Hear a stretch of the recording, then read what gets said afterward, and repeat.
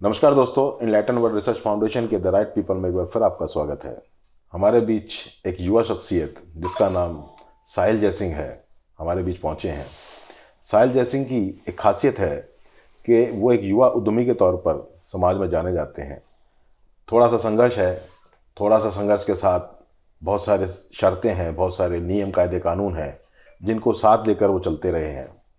क्यों चलते रहे हैं, किन कारणों से चलते रहे हैं, इन विषयों पर बात करेंगे। एक युवा उद्यमी होने के दौरान खुद को किस प्रकार के संघर्षों से गुजारता है या किस प्रकार की समस्या उसको फेस करनी पड़ती हैं, या इसके अलावा और तमाम तरह की ऐसी बातें एक युवा उद्यमी के लिए जो उसको एक युवा उद्यमी बनाती है, उस प्रकार की बातों पर चर्चा करेंगे। साहिल जी नमस्कार। नमस्कार जी, नमस्कार। आप एक युवा उद्यमी के तौर पर बहुत लंबे अरसे के बाद मुझे मिल रहे हैं जी। एक बार पहले मुलाकात हुई थी तो तब आप उसमें वर्किंग थे, कुछ कर रहे थे, कुछ प्रोजेक्ट पे काम कर रहे थे जी। उन पर चर्चाएं भी हुई हमारी आपके बीच जी। कुछ उसके बारे में बता पाएंगे, और उसके बाद फिर अपने कुछ परिचय के बारे में हम जानना चाहेंगे कि आप किस प्रकार के क्षेत्रों के साथ जुड़े रहे, किन किन लोगों के साथ आपने काम किया।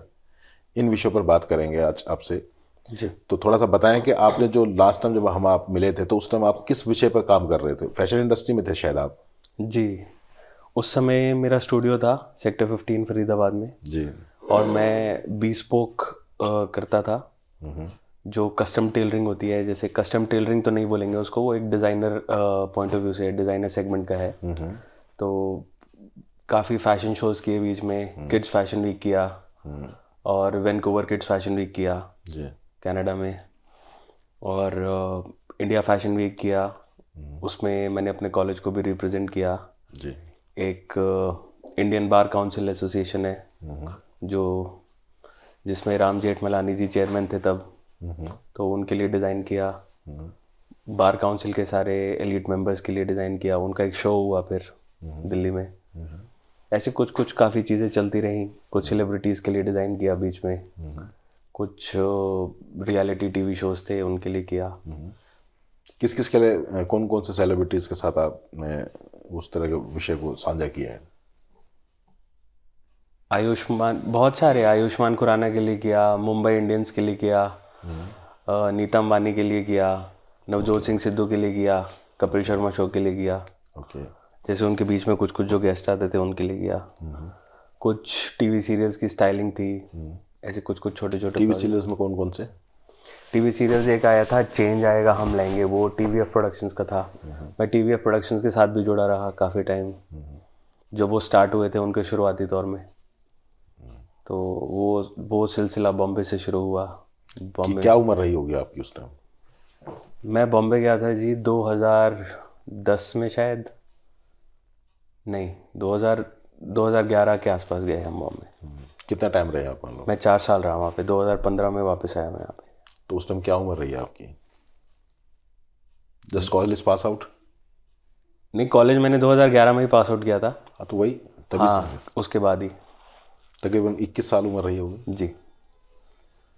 दोस्तों 21 साल की उम्र में एक युवा सीधा बॉम्बे की तरफ रुख कर देता है और तमाम तरह के सेलिब्रिटीज़ के साथ अपने सपनों को साझा करता है। अपनी जो उसकी कारीगरी है, उसका हुनर है, जो उसका समझ है, जो उसको 21 साल की उम्र में जिस विषय को जो उसने समझा है, पढ़ा है, जाना है, उसके ऊपर उसने जो भी महसूस किया उसको साझा करने का जो भी तौर तरीका उसने अपनाया। फैशन की इंडस्ट्री का, कपड़ों का बात की जाए, चाहे उससे संबंधित स्टाइलिश की जो भी होने की जो भी बात की जाए, या तमाम तरह के जो भी उसके तौर तरीके हैं, ज़्यादा डिटेल में नहीं जाएंगे, वो तो यही बता पाएंगे। लेकिन 21 साल की उम्र में एक व्यक्ति, युवा, उस समय जब जाता है तो कुछ सपने लेकर जाता है। वो सपने कितने पूरे हो पाते हैं, कहाँ पूरे हो पाते हैं, उसके बाद उसके क्या प्रारूप बनते हैं, उसके बारे में चर्चा करते हैं।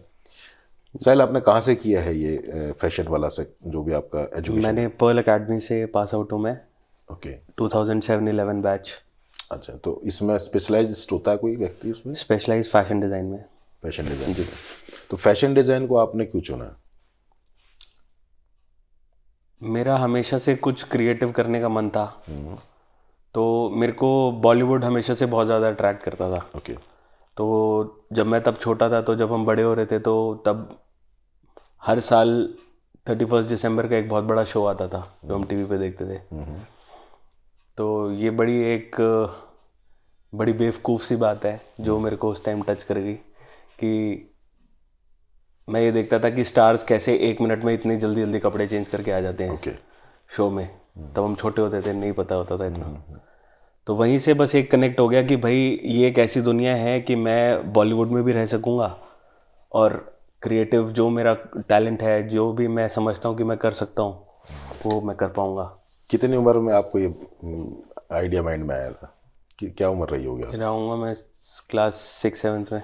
क्या बात है दोस्तों, 6 क्लास का बच्चा किसी शो को, किसी एपिसोड को, या तमाम तरह के जो भी टीवी से कंसर्न सीरियल्स हैं उनको देख के ये महसूस करता है कि ये अचानक फटाफट अपनी ड्रेसेस को कैसे चेंज कर पाते। इस प्रकार के इस थॉट को अचानक ले लेना और उसके बाद उसको अपने बिजनेस पॉइंट ऑफ व्यू से या उसको एक कैरियर पॉइंट ऑफ व्यू से अडॉप्ट कर लेना, ये निश्चित तौर पर एक ऐसे शार्प माइंड का ही परिकल्पना मानी जा सकती है। ये तो पता लग गया कि क्यों इन्होंने इसको अडॉप्ट किया, कितना ये पहुंच पाए ये भी इन्होंने बता दिया। आगे क्या करना चाहते हैं इस पे बात करते हैं। साहिल, इतना सब कुछ देखने के बाद, बहुत नज़दीकी से और 4 साल के दौरान देखने के बाद, जी, आ, आज क्या स्थिति मानते हैं अपनी? आप कहाँ आप स्टैंड करते हैं अपना? वो कहाँ लगता है कि अभी क्या चीज़ बाकी है, ऐसा क्या रह गया जो अभी करना बाकी है? जब मेरा स्टूडियो था सेक्टर 15 में, ये कोविड से पहले की बात है। कोविड के बाद अचानक से लग्जरी बिजनेसेस को बहुत बहुत ज़्यादा हिट हुआ था वो। और प्लस मुझे ये लगता है कि फरीदाबाद में वो उस तरीके की क्लाइंट सपोर्ट मिली भी नहीं जो थी, मतलब वो जान पहचान के सर्कल की थी। ऐसा नहीं है कि पैसा नहीं कमाया, पैसा कमाया, लेकिन मेरे को ये लगता है कि फरीदाबाद का जो व्यक्ति है वो at the end of the day यही सोचता है कि मैं दिल्ली से जाके ले लूँ, क्योंकि दिल्ली दूर नहीं है। ओके। चाहे भले ही यहाँ पे आपको कितना भी ट्रीटमेंट अच्छा मिल जाए, सब कुछ मिल जाए। मैंने उन्हीं डिज़ाइनर्स के साथ काम किया है जिनके पास हो जाते हैं, मतलब वहीं इंटर्नशिप करी, सब कुछ किया, उनके साथ काम भी किया, आगे शोज भी करे। कुछ नाम बताएंगे? मैंने शांतनु निखिल के साथ करी इंटर्नशिप, नितिन बाल चौहान के साथ करी, सामन चौहान के साथ शो किया, उसके साथ लंदन फैशन वीक का एक प्रोजेक्ट किया, और काफ़ी सारे हैं। मैंने गौरव गुप्ता के लिए स्टेज डिज़ाइन किया था पीछे आर्ट डायरेक्शन में। अब ऐसे नहीं याद है, काफ़ी उस फील्ड में किया है। तो मुझे ये लगता है कि फरीदाबाद अभी फैशन के लिए रेडी नहीं है। साहिल का कहना है कि फरीदाबाद जैसी सिटी अभी फैशन के लिए रेडी नहीं है। ये बड़ी फास्ट स्टेटमेंट है, लेकिन इसके पीछे जो गहरा राज छिपा है, अगर आप उसको महसूस कर लें तो आपको ये पता लग जाएगा कि फैशन इंडस्ट्री में अभी क्या चीज़ करनी, क्या चीज़ होनी बाकी है। साहिल जी जैसे व्यक्तित्व और खासकर युवा जो छोटी सी उम्र में ये मान लेते हैं कि भाई ये फटाफट कपड़े चेंज कैसे कर लेते हैं, महसूस कर लेते हैं उस आइडियाज़ को, और फिर उसको कैरियर बनाते हैं, और फिर तकरीबन 10-1 साल के अंदर वो ये बात निकाल के अपने जहन में बिठा लेते हैं कि अभी फरीदाबाद जैसे मेट्रोपॉलिटन सिटीज़ के अंदर अभी बहुत कुछ बाकी है होना। मेट्रोपॉलिटन सिटीज़ में अभी है कुछ, जैसे आप बता रहे हो कि अभी जी। और इंटरनेशनल लेवल पे क्या सोचते हो आप फैशन को? ज़रूरी तो नहीं हर चीज़ यहीं हो। नहीं, इंटरनेशनल लेवल पे क्योंकि आपका जो एक्सपीरियंस है वो डे 1 से ऊपर से नीचे आ रहा है जी। तो आपने ऊपर की तरफ रुख क्यों नहीं किया? मतलब ऐसा कुछ आपने कभी महसूस नहीं की ये बात कि भी ऐसा लगना चाहिए कि आप ऊपर की तरफ ही जाना चाहिए था, क्योंकि स्टार्टिंग आपकी बड़ी अच्छी हुई है? आप इसको स्ट्रोक ऑफ लक कह सकते हो, कुछ भी कह सकते हो, ऐसे एनकाउंटर्स कह सकते हो। मैं काफ़ी अच्छी जगहों पे मैंने काफ़ी प्रेस्टिजियस चीज़ें करी हैं, बहुत सारे फैशन शोज जज करे हैं एज अ जज, बहुत छोटी सी उम्र में। मैं उन लोगों के बीच में रहा हूँ जो अपने आप में एक मकाम रखते हैं इस इंडस्ट्री में। बट ये सारी बातें एक तरफ, दूसरी बात एक तरफ, मुझे इतना पता है कि मैंने कभी अपनी तरफ से हार्ड वर्क में कोई कमी नहीं रखी। बाकी जैसे जैसे लाइफ के एनकाउंटर्स होते रहे वैसे वैसे करते रहे। मेरे को अगर कभी दोबारा मौका मिले फरीदाबाद में वो वापस से वो डिज़ाइन सेटअप और वो सब करने का, तो मैं शायद एक बार को हिचकिचाऊँगा, नहीं करूँगा, क्योंकि यहाँ की ऑडियंस अभी फैशन के लिए रेडी नहीं है, मुझे ऐसा लगता है।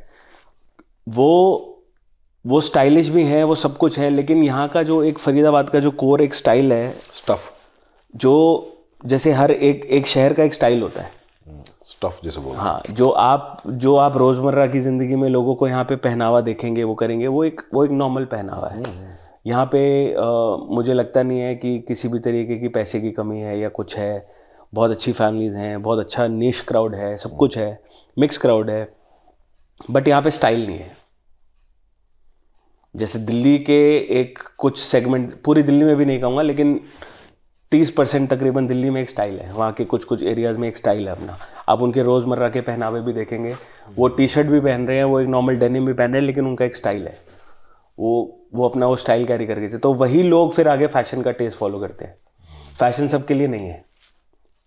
वैसे ऐसा बोला जाता है पहले फैशन बॉम्बे में आता है, दिल्ली में आता है, ऐसा सुना है। सबसे पहले फैशन फिल्मों में आता है। अच्छा, फैशन फिल्मों में आता है। तो फिल्मों से आज की डेट में हर बड़े शहर में आ जाता है। ये जो जैसे आप कह रहे हैं, ये फैशन, देखिए फैशन इंडिया में हमेशा पहले दिल्ली में आया है, क्योंकि जितने भी डिज़ाइनर्स थे जो ट्रेंड सेट करते थे वो सब दिल्ली से थे। ये बाद में फिल्मों की वजह से पॉपुलराइज होकर के बॉम्बे गया।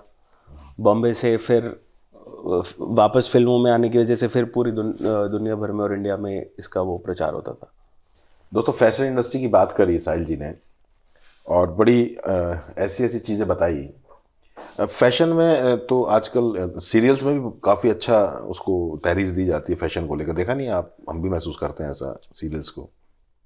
जी बिल्कुल ऐसा है। मैं तो ये कहूँगा कि बॉम्बे इंडस्ट्री तो खैर करती है, अब तो सीरियल इंडस्ट्री भी इस तरह। देखिए जो फैशन है ना, वो बॉलीवुड भी नहीं करती। जो बॉलीवुड और टीवी सीरियल्स में जो भी कुछ होता है उसको स्टाइलिंग कहा जाता है।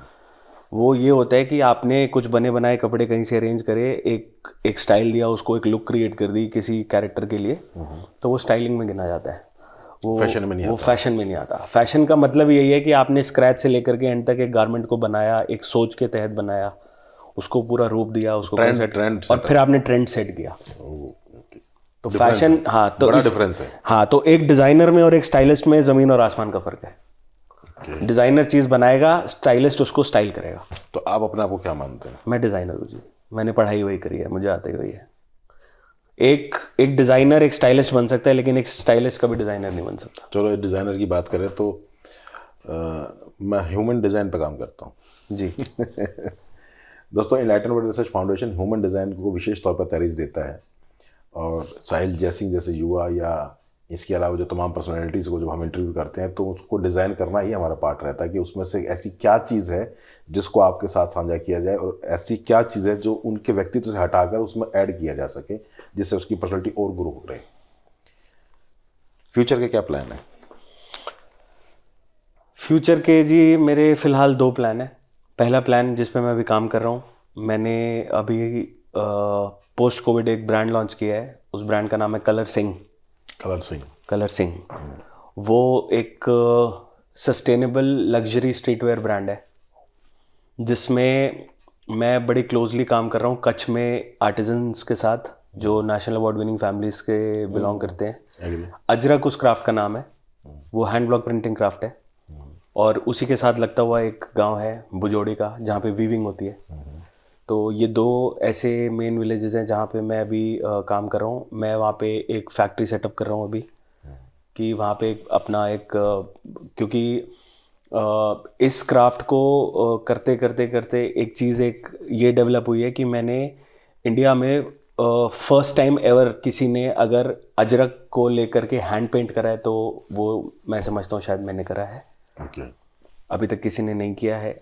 तो उसकी मैंने साड़ीज़ बनाई हैं, जो मेरी साड़ीज़ बड़ी मतलब मैं ये तो नहीं कहूँगा कि फेमस हुई हैं, लेकिन हाँ बहुत एमिनेंट पर्सनालिटीज़ ने पहनी है। अभी वो बहुत छोटी है, कोई जानता नहीं है उसको, 1 साल पुराना ब्रांड है। तो मेरी यही कोशिश है कि मैं उसको धीरे धीरे एक अच्छे प्लेटफॉर्म पे लेके आऊँ, और इसीलिए अब डिसाइड किया है कि शायद इस साल अक्टूबर में मैं शो प्लान कर रहा हूँ इंडिया फैशन वीक वाला या लैक्मे फैशन वीक, जहाँ मौका मिलता है तो वो करेंगे ताकि ये ज़्यादा से ज़्यादा लोगों तक पहुँचे। ओके। ये बड़ी यूनिक क्राफ्ट है।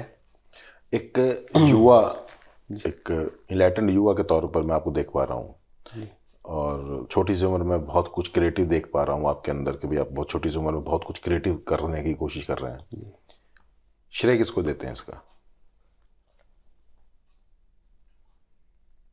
सबसे बड़ा श्रेय मेरे माता पिता का है कि उन्होंने मुझे इस लायक बनाया कि मैं काम कर पा रहा हूँ। दूसरा श्रेय है कि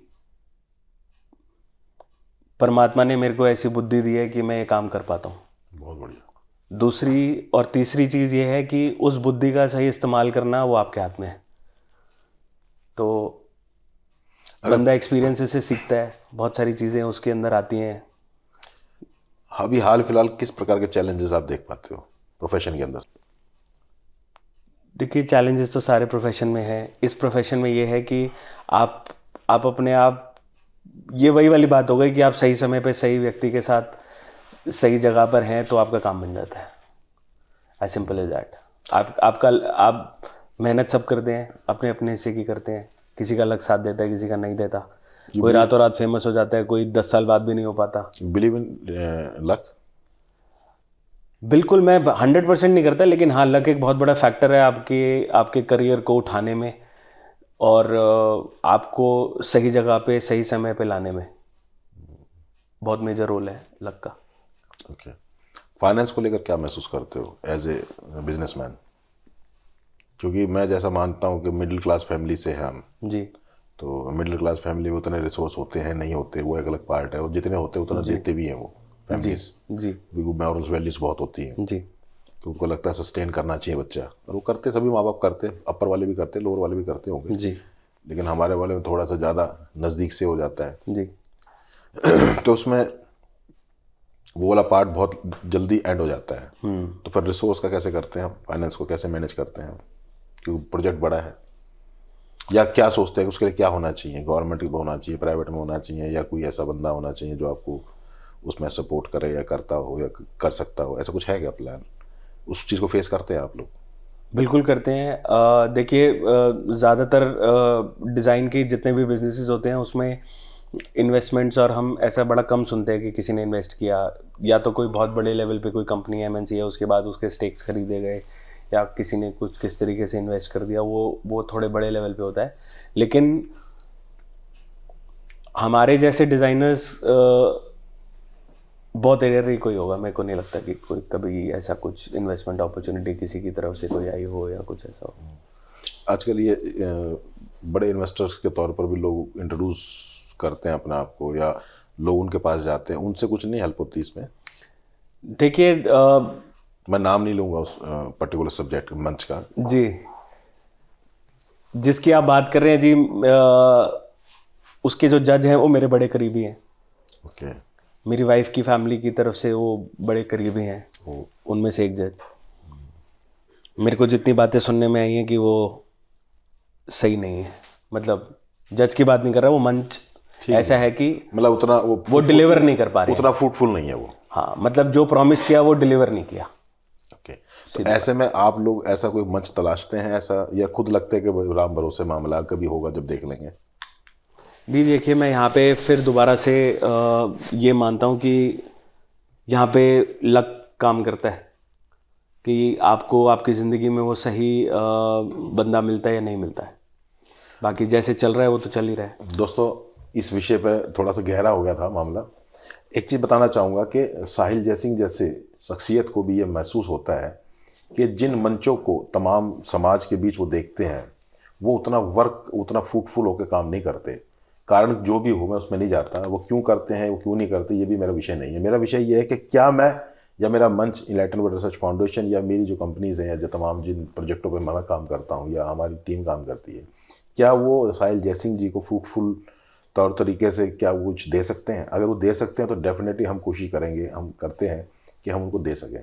बस उसमें हमारी कंडीशन सिर्फ यही रहती है कि उसमें हम अगर 100% किसी को बेनिफिट देना चाहते हैं किसी विषय पर, तो उसमें 70% का बेनिफिट हम उनको देते हैं, 30% हम परमार्थ के लिए हम बात करते हैं। क्योंकि इनलाइटेंड वर्ल्ड रिसर्च फाउंडेशन ऐसा मानता है, रिसर्च है उसकी, कि कोई भी चीज़ नेचर के नुकसान के बिना नहीं की जा सकती। सारी चीज़ें नेचर के नुकसान के बाद ही स्टार्ट होती हैं, लेकिन उसके बैलेंस को मैनेज करने के लिए कुछ ऐसे इक्विपमेंट्स, कुछ ऐसे तौर तरीके, कुछ ऐसे सिद्धांत, कुछ मॉरल वैल्यूज़ को अडॉप्ट करना ज़रूरी है जिससे कि वो बैलेंस बना रहे।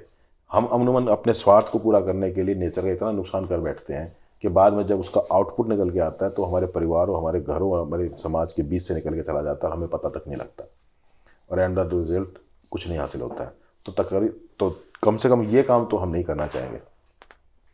मैं आज इस मंच के माध्यम से, अपने इनलाइटन वर्ल्ड रिसर्च फाउंडेशन के माध्यम से साहिल जयसिंह को, या साहिल जयसिंह जैसे युवा आदमी को ये विश्वास दिलाना चाहता हूँ कि अगर हमारा जो इनलाइटमेंट का जो विषय है, अगर वो सही समय पर सही जगह आपको अप्रोच करके वो चीज़ दे दे, तो आपको भी, सामने वाले पक्ष को भी ये प्रॉमिस करना पड़ेगा कि वो कितना % नेचर के पक्ष में काम करेंगे।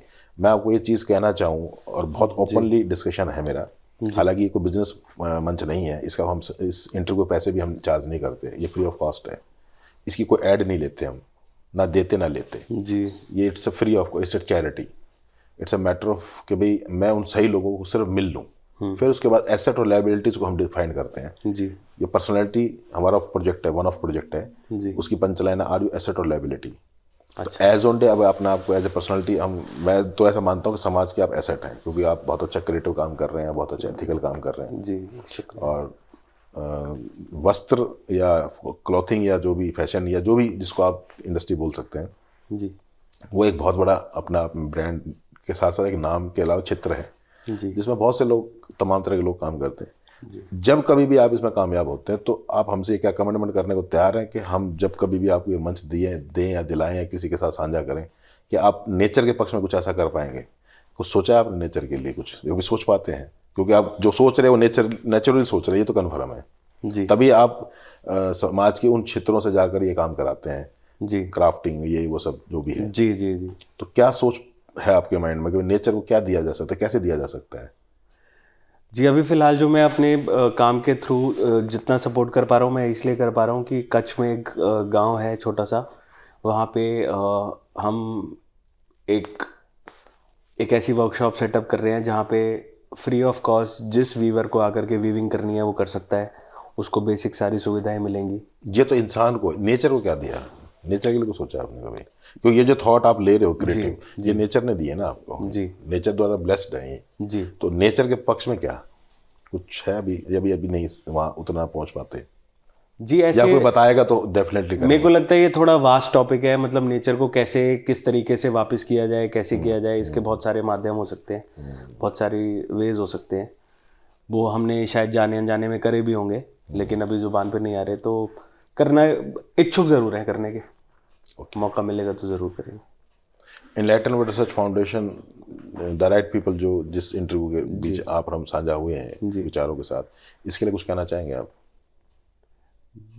बहुत अच्छा लगा मुझे बात करके। हमें भी अच्छा लग रहा है। इस बारे में बहुत कम लोग बात करते हैं, तो अच्छा लगता है जब कोई बात करता है, तो इट फील्स नाइस। दोस्तों, साक्षात्कार कितना ही लंबा हो जाए, कितना छोटा हो जाए, मकसद सिर्फ वो संदेश देना है। उस संदेश के बारे में और चर्चा करते हैं कि कोई ऐसा संदेश जो आप हमारे मंच के माध्यम से लोगों को देना चाहें, युवाओं को देना चाहें, अपने साथियों को देना चाहें, तो जरूर साझा करेंगे। एक ही चीज़ है कि कभी किसी का बुरा मत करो, सबके साथ अच्छे से रहो, अपने माँ बाप की रिस्पेक्ट करो और अपने काम को ईमानदारी से करो, बस। 3 लाइन में सब कुछ नाप दिया। 3 पग वाला बोना बामन वाली स्थिति है, और शब्द फिर निशब्द हो जाया करते हैं एक समय के बाद, अगर संदेश पूरे हो जाएं, समय पर डिलीवर हो जाए। इन्हीं शुभकामनाओं के साथ, इन्हीं आशा और विश्वास के साथ ये इनलाइटन वर्ल्ड रिसर्च फाउंडेशन यूं ही अच्छे से अच्छे व्यक्तित्व को, नए युवा पर्सनैलिटीज़ को आप लोगों के बीच साझा करते रहेंगे या करता रहेगा, और इसके बाद जो उसमें से आउटपुट निकलेगा एसेट और लायबिलिटी के तौर पर, वो किस रूप में आप तक पहुंचेगा, वो एक भविष्य के घर में छिपा एक ऐसा रहस्य है जिसको जल्द ही आपके साथ साझा करेंगे। इन्हीं शुभकामनाओं के साथ साहिल जयसिंह जी से हम विदा लेते हैं। नमस्कार। नमस्कार।